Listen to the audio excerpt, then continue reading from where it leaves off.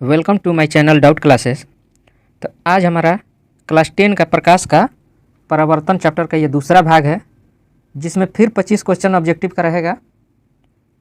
10th class में repeat करता है। तो चलिए एक एक करके क्वेश्चन को देखते हैं। बहुत ही इम्पोर्टेंट क्वेश्चन है, तो इसमें घबराना नहीं है। 25 क्वेश्चन का सेट रहेगा। तो ये प्रकाश का परावर्तन का हमारा दूसरा भाग है। तो चलिए आइए देखते हैं। इसमें पहला क्वेश्चन है, इसमें हमारा पहला क्वेश्चन है, परावर्तन के नियम से निर्धारित होता है। क्या निर्धारित होता है? आपतन कोण बराबर परावर्तन कोण, परावर्तन कोण बराबर अपवर्तन कोण, आपतन कोण बराबर विचलन कोण। तो देखिए इसमें, चलिए ब्रश को एक बार यूज कर लेते हैं। तो देखते हैं, पहला क्वेश्चन है, परावर्तन के नियम से निर्धारित होता है आपतन कोण बराबर परावर्तन कोण, अब परावर्तन कोण बराबर अपवर्तन कोण, आपतन कोण बराबर विचलन कोण, और इनमें से कोई नहीं। तो देखिए इसको कैसे बनेगा।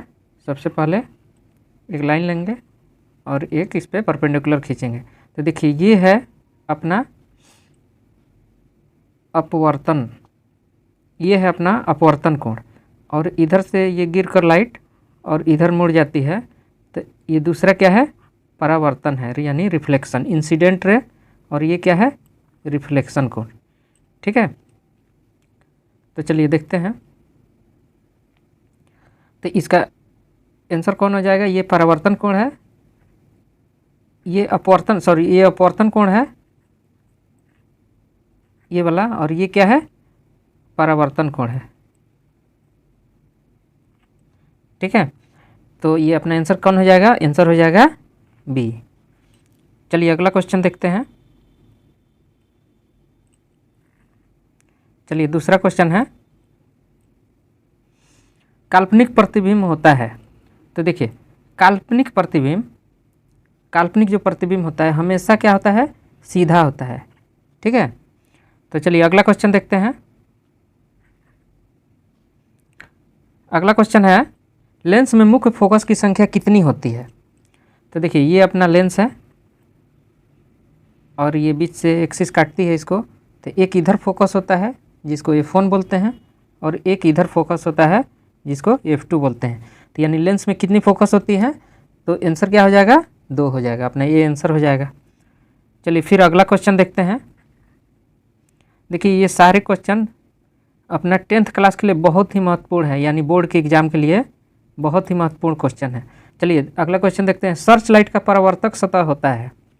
देखिए ये अपना एक सर्च लाइट है, यानी टॉर्च है।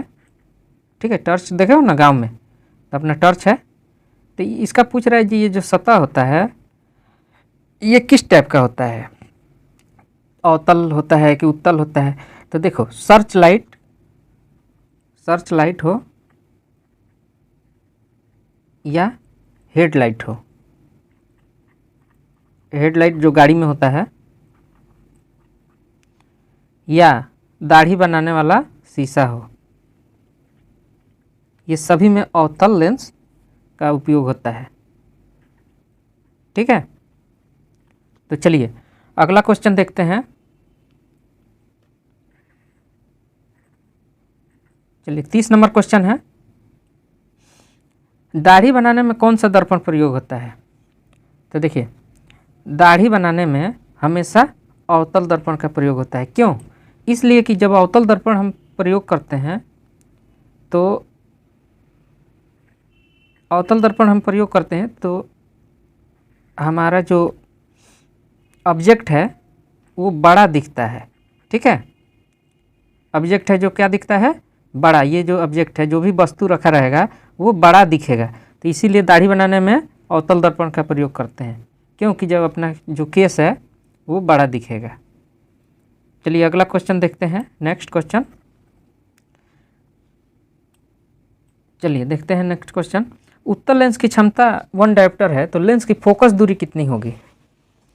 तो देखिए इसमें अपना क्षमता दिया है, यानी क्या दिया है? P बराबर दिया है 1 डायोप्टर। ठीक है, तो देखिए तो लेंस की फोकस दूरी हमको निकालना है, तो F बराबर कितना होता है? 100 बाई पी होता है, और पी मतलब पावर, मतलब क्षमता दिया है, कितना दिया है 1 डायोप्टर। तो देखिए 1 लिख देंगे, तो यानी आंसर कितना हो जाएगा 100 हो जाएगा। तो अपना 100 आंसर हो गया। चलिए नेक्स्ट क्वेश्चन देखते हैं। 32 नंबर क्या कहता है,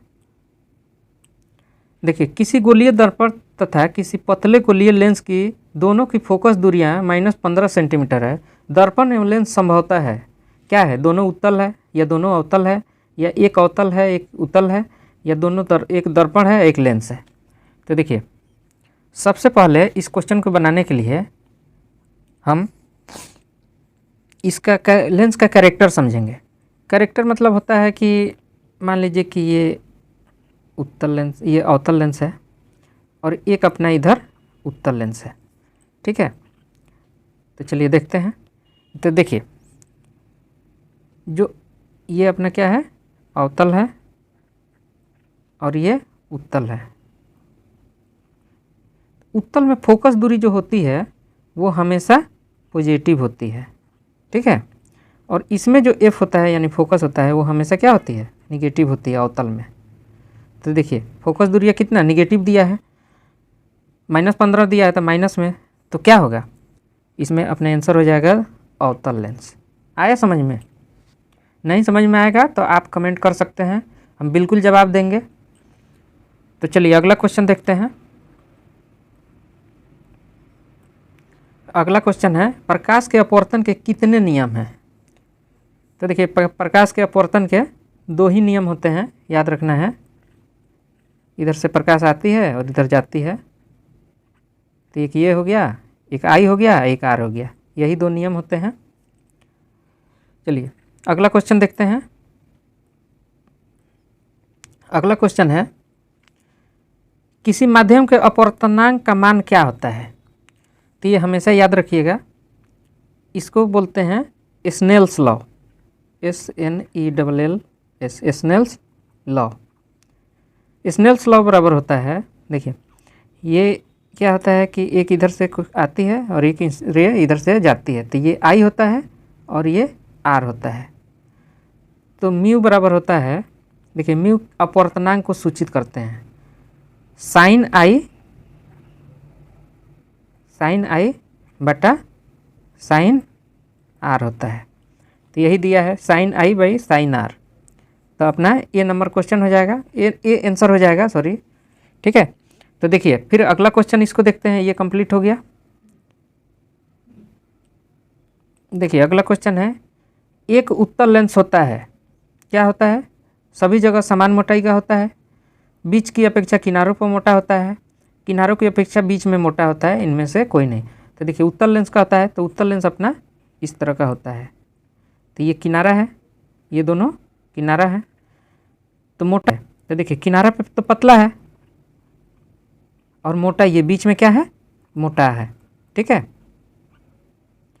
तो इसका आंसर क्या हो जाएगा बीच की अपेक्षा किनारों पर मोटा, किनारों की अपेक्षा बीच पे मोटा, तो बीच में मोटा होता है, तो CH का आंसर हो जाएगा। चलिए फिर अगला क्वेश्चन देखते हैं।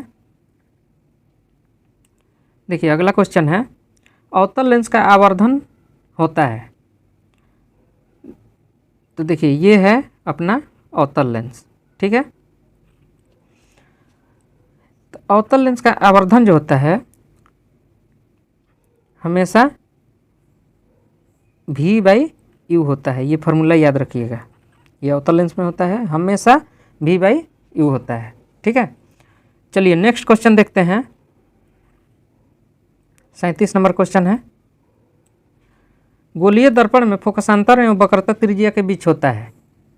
तो क्या संबंध होता है गोलीय दर्पण में। तो देखिए ये अपना गोलीय एक दर्पण है, ये लाइट इधर से जाती है, तो देखिए ये F होता है, फोकस होता है, और ये अपना होता है यहाँ से यहाँ तक R होता है,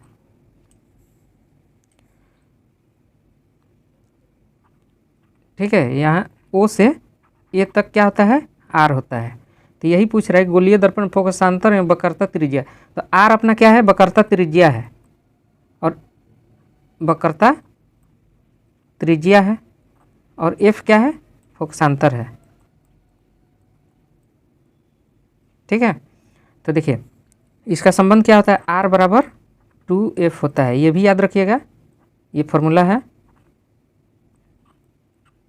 देखिए ये पूरा से पूरा आर हो गया और ये एफ होता है और ये भी एफ होता है, तो 2f नहीं हो गया। तो चलिए ये आंसर हो जाएगा आर बराबर 2f। चलिए अगला क्वेश्चन देखते हैं। 38 नंबर क्वेश्चन है कि सोलर कुकर में प्रयोग किया जाता है। तो देखिए सोलर कुकर में हमेशा ही अवतल दर्पण का प्रयोग होता है। चलिए अगला क्वेश्चन देखते हैं। उत्तल लेंस में बना प्रतिबिंब होता है। तो देखिए ये उत्तल लेंस का अपना डायग्राम है। तो इसमें प्रतिबिंब किस तरह का बनता है, तो देखिए हम उत्तल लेंस में हमेशा वास्तविक और उल्टा प्रतिबिंब बनता है।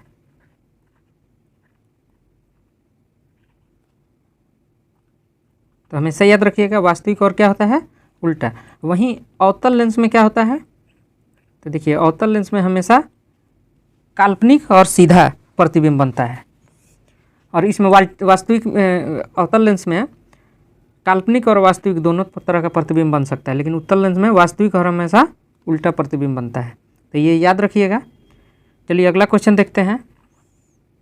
अगला क्वेश्चन है, उत्तल लेंस में जब बिंब f और 2f के बीच रखा जाता है तब बना प्रतिबिंब क्या होता है। तो देखिए ये अपना उत्तल लेंस है और ये अपना ये f है। तो f और ये अपना 2f है। तो इसके बीच में अगर वस्तु को रखा जाएगा तो पूछ रहा है क्या प्रतिबिंब बनेगा। ठीक है, तो देखिए हमेशा उत्तल लेंस में बड़ा और वास्तविक प्रतिबिंब बनता है। ठीक है, यहाँ f और 2f के बीच में रहे, f और 2f के बीच में वस्तु को रखा जाएगा तो हमेशा बड़ा और वास्तविक प्रतिबिंब बनता है उत्तल लेंस में। चलिए ये याद रखिएगा। अगला क्वेश्चन देखते हैं। चलिए अगला क्वेश्चन है, दो वक्रीय पृष्ठों से घिरे ठोस माध्यम को क्या कहते हैं। तो चलिए बहुत ही महत्वपूर्ण क्वेश्चन है। तो दो वक्रीय पृष्ठों से जो घिरा हुआ ठोस वस्तु होता है उसको हम गोलीय लेंस कहते हैं, दर्पण नहीं। देखिए ऐसे वक्रता से घिरा हुआ रहता है और इस तरह से दो से, तो किसको क्या बोलते हैं, गोलीय लेंस बोलते हैं। ठीक है, याद रखिएगा, बहुत ही महत्वपूर्ण है, बहुत ही महत्वपूर्ण क्वेश्चन है। चलिए नेक्स्ट क्वेश्चन देखते हैं। 42 नंबर अपना क्वेश्चन है 42। वह गोलीय दर्पण जो बाहर की तरफ वक्रित होता है कहलाता है। तो देखिए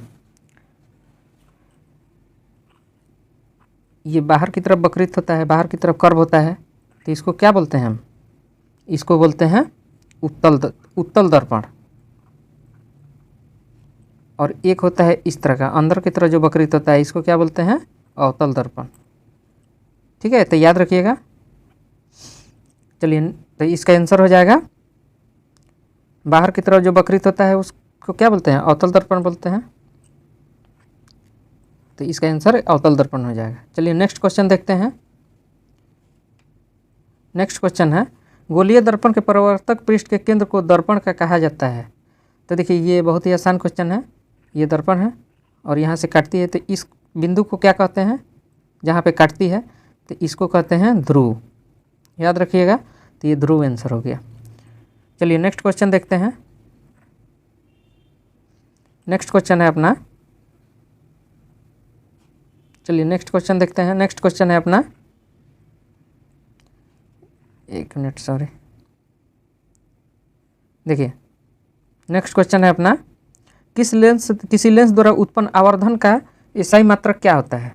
तो देखिए ये आवर्धन का एसआई मात्रक पूछा है, तो आवर्धन बराबर m होता है, m बराबर v बाई u होता है।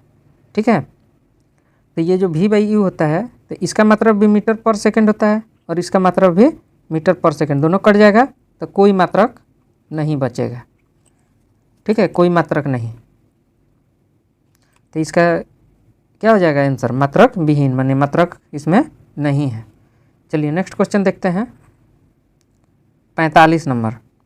45 नंबर क्वेश्चन है, लेंस के केंद्रीय बिंदु को कहते हैं, क्या कहते हैं? तो देखिए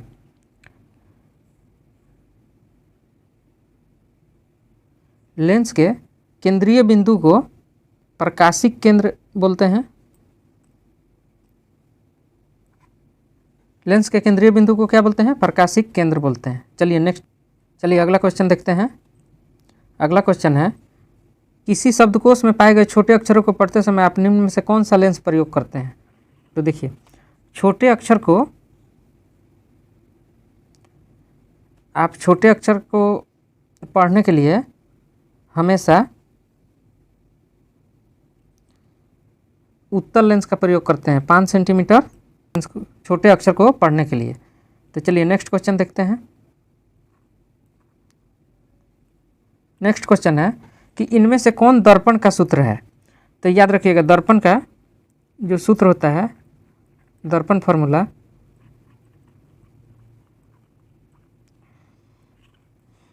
ये हमेशा याद रखिएगा 1/v + 1/u बराबर होता है 1/f होता है। और ये हमेशा बार बार मैट्रिक के एग्ज़ाम में, हमारे बोर्ड के एग्ज़ाम में पूछता है, तो इसको ध्यान रखना है, इसको याद रखना है। तो देखिए इसका आंसर हो जाएगा ए, आंसर हो जाएगा। अब नेक्स्ट क्वेश्चन देखते हैं। चलिए नेक्स्ट क्वेश्चन है, गोली दर्पण का वक्रता केंद्र को किस अक्ष से निरूपित किया जाता है? दर्पण के वक्रता केंद्र को हमेशा सी से निरूपित किया, ठीक है। तो ये देखिए ये दर्पण हुआ, ये वक्रता केंद्र हुआ, और ये इसको हमेशा सी से निरूपित किया जाता है। तो चलिए नेक्स्ट क्वेश्चन देखते हैं। बार बार इसको पूछता है, बार बार रिपीट करता है। निर्वात में प्रकाश की चाल क्या होती है? तो देखिए निर्वात में यानी वैक्यूम में प्रकाश की जो चाल होती है 3 × 10⁸ मीटर पर सेकेंड होती है। 3 × 10⁸ मीटर पर सेकेंड होती है, और ये सबसे ज़्यादा होती है, इससे ज़्यादा नहीं होती है प्रकाश की चाल, ठीक है। तो चलिए अगला क्वेश्चन देखते हैं। अगला और अपना लास्ट क्वेश्चन है,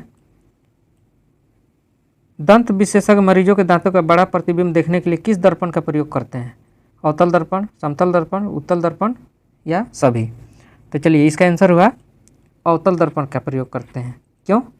इसलिए कि अवतल दर्पण बड़ा प्रतिबिंब बनाता है।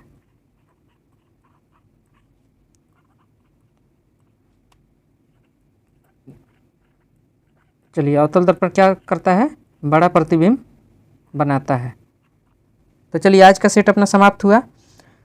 फिर नेक्स्ट वीडियो में इसका जो बचा हुआ 25 क्वेश्चन है उसको हम लेकर आएंगे। तो अच्छा लगे तो लाइक करें, सब्सक्राइब करें और शेयर करना ना भूलें।